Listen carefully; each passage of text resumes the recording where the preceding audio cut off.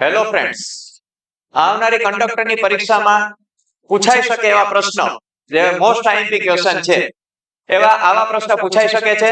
સામાન્ય રીતે જીએસઆરટીસી દ્વારા મુસાફરીના મહત્તમ કેટલા દિવસ પહેલા ઓનલાઈન ટિકિટ રિઝર્વેશન ચાલુ થાય છે? મિત્રો, આવા પ્રશ્ન કંડક્ટરની પરીક્ષાની અંદર પૂછાઈ શકે છે કે કેટલા દિવસ પહેલા આપણે ઓનલાઈન ટિકિટ રિઝર્વેશન આપણે કરી શકીએ છીએ.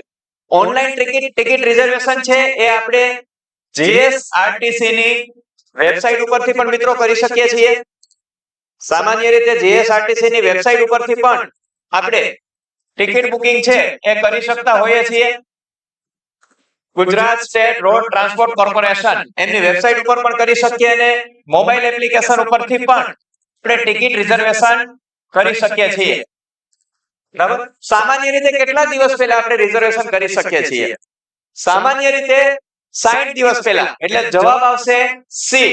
60 દિવસ પહેલા આપણે ટિકિટ રિઝર્વેશન કરી શકીએ છીએ. માનો કે આપણે 15 સપ્ટેમ્બરે અમદાવાદથી સુરત જવું છે, તો એવા સમયે આપણે 15 જુલાઈ આસપાસ આપણી ટિકિટ બુકિંગ કરી શકીએ, એટલે 60 દિવસ પહેલા આપણે ટિકિટ બુકિંગ કરવી પડે. આ પ્રશ્ન મિત્રો આપણને આવડતો હોય તો 1 માર્ક એનો રોકડો આપણને મળે છે. અને આવા જ પ્રશ્ન જોવા માટે સાર્થક એકેડેમી ચેનલને ફોલો કરો. Thank you.